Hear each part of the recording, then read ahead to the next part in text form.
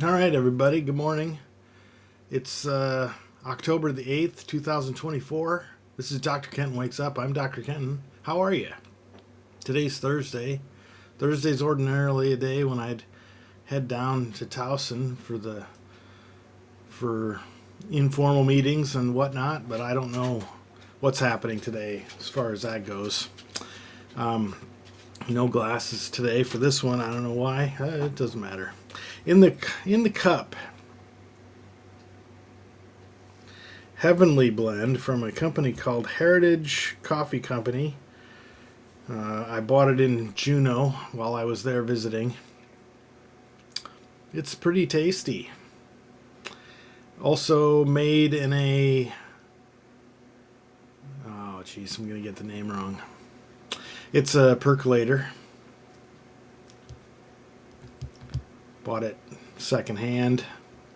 It's an 8-cup coffee maker. It's not Westinghouse, but something similar to that. It's a stainless steel. Anyway, it's not super old, maybe 20 years old. Delicious, makes good coffee. So today, Thursday, the 8th of August, 2024, the aim for today is to be ready. Tomorrow is when the window opens for my kid to move in here. Don't have any solid details about that, but that's about the par for the course. So, no worries. I think I need to get my hair cut. It's starting to get a little long. Doing what I would call a super brain dump. I've got an audio recorder and a pad, so that as things come to my mind, I either speak them out immediately or write them down. So far, I don't have a habit yet for it, but the process seems like it's valuable, so I'm going to continue. It turns out that the tools and tricks and tips, tricks that got me here are not going to continue serving me well enough into the future, so I got to learn some new ones. Especially my, what's the right word? My lack of willingness to revisit decisions. That needs to change.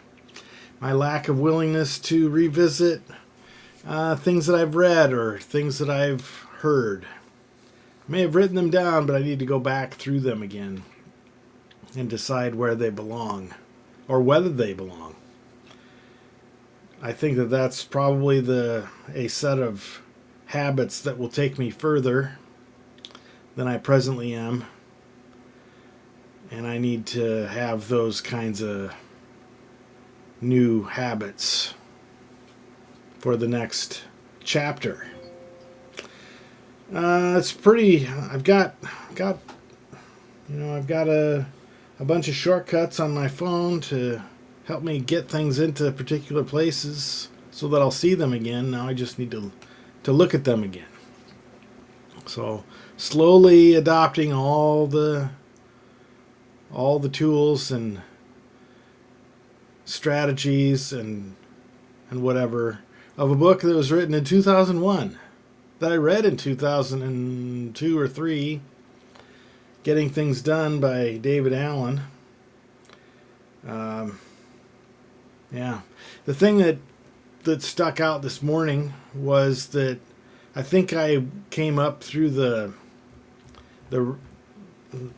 process of being an instructor on the trailing edge of the time when it was okay for instructors to be aloof and immune to criticism from students. And that now the impression is almost that a teacher has to be apologetic for taking any points away from somebody. That there's a rubric that needs to be provided, and that the definitions in the rubric are more important than the student's performance, because now the instructor's in a defensive posture having to explain why a deduction is necessary or warranted. Where when I was a kid, and I used this in my assessment class as an example of poor assessment, when I was I think it was my very first semester as a college student. This was in spring of 1989. I received received back a paper from my English composition professor with just a letter grade on it. And I think it was a B plus or an A minus, whatever. So I thought that I had done a particularly good job writing the paper, and I wanted some feedback as to why I received that grade as opposed to the one that I thought I deserved, which was just a flat A. And the response I got, at least as I remember it now, 35 plus years later, is the paper, I gave that paper the grade that I gave it because it is that level of work. I gave it a B plus because it's B plus level work.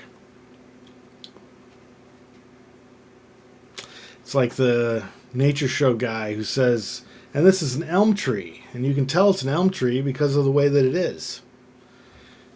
It's circular reasoning or whatever. Anyway, I'm an advocate for communicating to people clearly when they've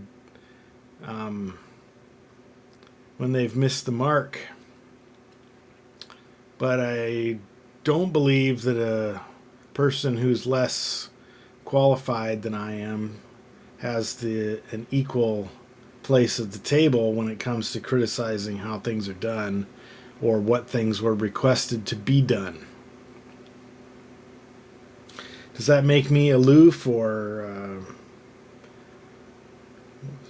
self-centered, narcissistic, whatever? I don't know, maybe. On that topic, I guess I probably would have to say that's probably a little apt. But on some level, I've also spent the last almost 30 years of my life doing this. I would hope that somebody would have accumulated some level of specialized knowledge in that amount of time, that a person might be warranted in their belief that a person who hasn't studied it more than just the amount of time in the semester that they've just completed versus 30 years of experience. It's hard to keep both of those opinions as equals when it comes to discussion about whether things need to change and how much and what. But anyway, before I start feeling defensive, I just need to acknowledge that on these issues, there are some issues where I know more than other people, and there's a fact there. It's not an opinion. It's not a bravado. It's not a egotism. I do know more about this topic than other people, or these topics. Whatever the courses that I teach, I tend to believe that I know more than the person who's taking the class. That's probably why I feel confident enough to try and teach it. Anyway, that's about enough. Enjoy your day. Today it's supposed to be rainy all day. Maybe windy too. I don't know. We got a tropical storm. I think this one's called Debbie or something like that, coming up the coast.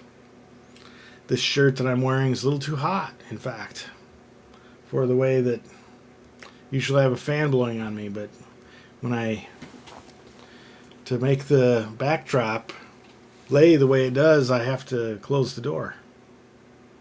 And when I close the door, the fan doesn't blow on me anymore, and I get warm. All right, anyway, that's a little behind the curtain. Enjoy your day, and remember always, love you, bye.